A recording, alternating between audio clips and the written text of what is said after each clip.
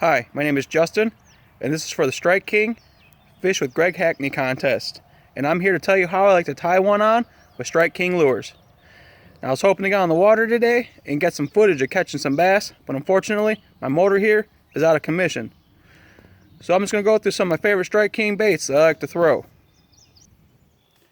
Now, when I get out on the water early in the morning, when the bass are coming up in the shallows to feed, 90 to 95% of the time, one of the first things that I'm going to throw is a KVD 1.5 square bill crankbait.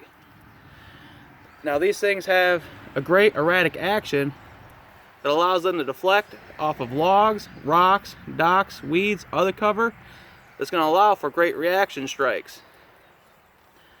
Now, up here in our northern lakes, we got a lot of clear water, so I'm going to throw a natural color such as a bluegill, a clear water minnow, or a craw.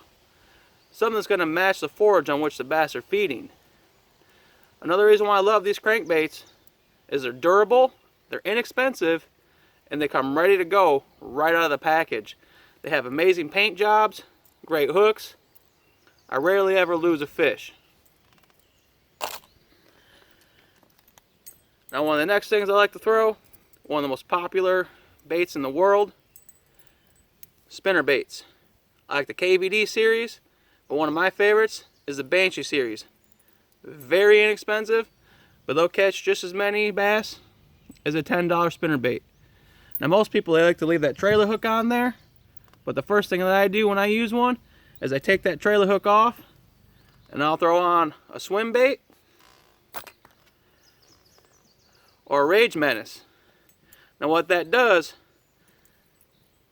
is that gives a lot more action near that hook, and it gives the bass something to focus in on that's going to allow for a lot more hookups and less blade bumps. And I never really used to be into soft plastics or finesse fishing.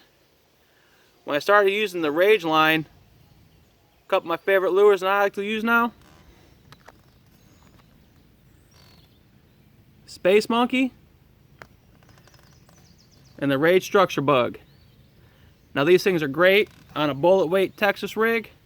They make amazing jig trailers, but my favorite way to use them is on a Jika rig. I'll throw it on a 4/0 wide gap hook with an 1/8 ounce tungsten weight.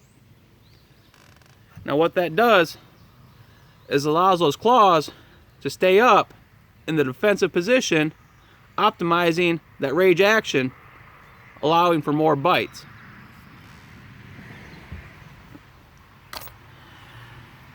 Now, bait that everybody likes to throw, stick bait. My favorite, the Strike King shimmy stick. The reason why I love the shimmy stick: durability.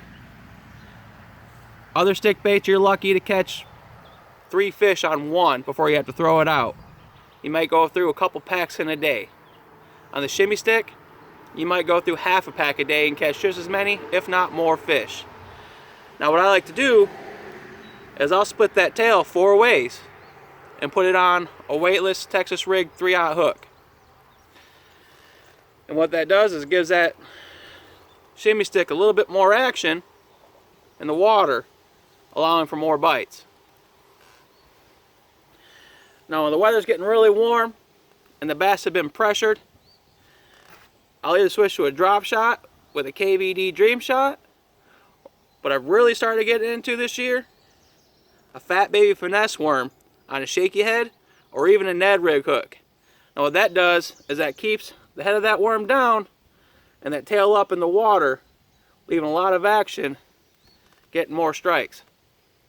Now, when I switched to Strike King a few years ago, not only have I noticed the quantity, but also the quality of fish increased drastically. Now, go ahead and switch to the Strike King team, and you're going to catch more fish. I guarantee it.